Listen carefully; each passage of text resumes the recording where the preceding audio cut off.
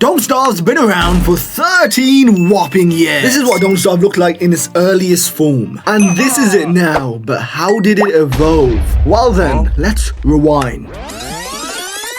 First, the earliest design of Don't Starve. Here's the vision for Don't Starve, a massive hunger bar at the top, and Wilson and the piggies looking a bit different. Of course, this was scrapped, but some elements stayed in the game, like happy piggies. Someone help that pig. Here comes May 18th. The beta just released in 2012 and looked a bit funky. Also, it had an objective at the top and 2 couches to play from compared to the 19 in Don't Starve together. Imagine the game only having 2 couches. Actually, don't. You'll probably rage quit. Fast forward to April 23rd, the game is officially out. Nice. And it's great, it has so many things to do. And it's been updated like crazy. Having more counters, biomes, pets, backpacks, armor, bad guy. Yes, I'm looking at you, Maxwell, you stupid prick. Nightmares, structures, seasons, well, winter and autumn, and a massive spider queen. All of that for $10. Wow. Moving on, the game gets updated. And it's a big one. The caves are added, a whole new world. With new enemies, new items, and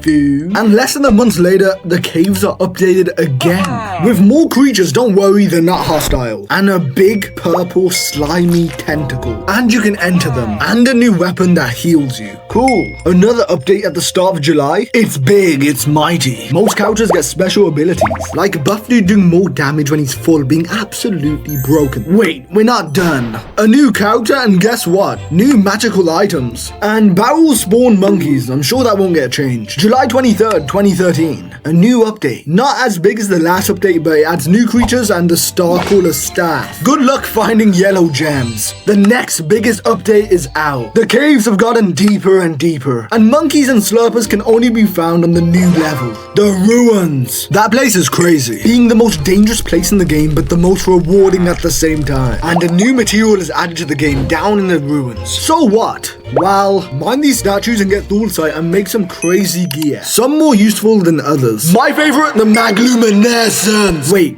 what makes the ruins so dangerous? Where do I begin? The entire place is crawling with bad guys. At the moment, these two are always hunting you, with the tall one sniping you across the map and the big one rushing you down. So annoying. So your best bet is to avoid them unless you brought the right gear to kill them. And did I mention an ancient guardian? Navigate the labyrinth, avoid the spiders, and boom, Guardian. But to access any of this, you have to find a random hole inside another hole. Oh, another update. And it's called the Moderately Friendly Update. Cool. It was a lie. They added a damaged knight, nightmare monkeys, slurpers are more aggressive, and depth spiders descend quicker. Oh, come on. What's WX doing? But some staples of Don't Starve were added in this update. The Thulsite crown, the deconstruction staff, and gearing up the gears for gear pieces. The Guardian drops a horn that you can use to make a sentry turret. Wow. Oh, and it happened. The barrels are now monkey pods. And you can fish up eels, which I've never done in my life. Next month, new update, and it's hard. New hostile enemies. Ancient Guardian has a melee attack. Oh, and the Thulsite crown has a magical effect. A few new bombs in the caves and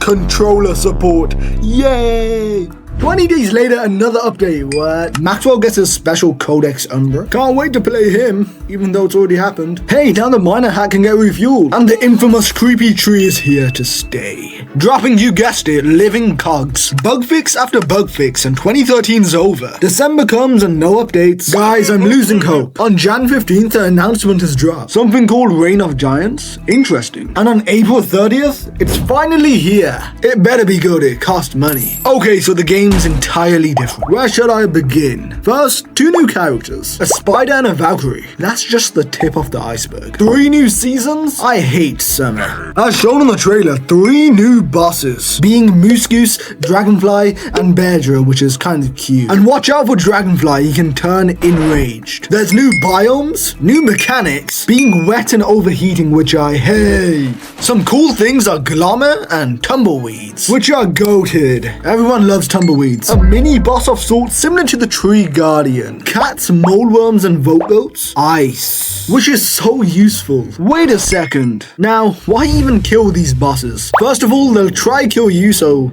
watch out. Second of all, they drop unique stuff, like Dragonfly dropping her scales, turning it into armor worse than a log suit and a fancy chest. Every boss has a unique crafting item. Check them out, pretty cool. Remember Glommer's statue? Well, mine it and you get a secret blueprint for a bow. Try not to ring it next to your base. Whoa, these mini set pieces are a lot more common, and a few things got nerfed. No, not that nerf. The Hamlet's damage now depends on its spoilage, and crockpot food and drying rack food can rot if you leave it for too long. July 22nd, and it's officially out on PlayStation and other stuff like the Wii U, but who's playing it on that? And the PS Vita, which I actually play Don't Starve on for some reason. Now 1 year goes by, no updates, no news, nothing. Players are dropping. I stopped playing, I've done everything. Clay Entertainment, do something. While they did on June 3rd, 2015, Don't Starve Together's beta releases. And if you had Don't Starve, you got to play the beta for free. And what is it? It's Don't Starve but multiplayer. Now I can play with my non-existent friends. A month later, we get an announcement for the base game DLC. It's Don't Starve but Shipwrecked. No one knows what that means, and you have to wait a year for them to actually release it. Whilst waiting, Don't Starve's play count reaches a new low. Unsurprising, as the other games have no updates. Fast forward March 31st, 2016. Time flies and Shipwrecked is out. Intriguing. It costs money, but let's see how good it is. Wait. The game's entirely different again. Hey, look at that. Jacksepticeye's playing it. Now, how's the game different? New biomes, new creatures, new craftables, new seasons. Don't forget characters and bosses. The DLC's refreshing. Seeing a surge in players. A month later, Don't Starve Together comes out. But we're not talking about that. That's a separate video. Now, fast forward a year and Shipwrecked gets an update. That's kind of weird. It's been a whole year since its official release. I'll take it on my end. Thanks Clay Entertainment Ltd. But what's new in this big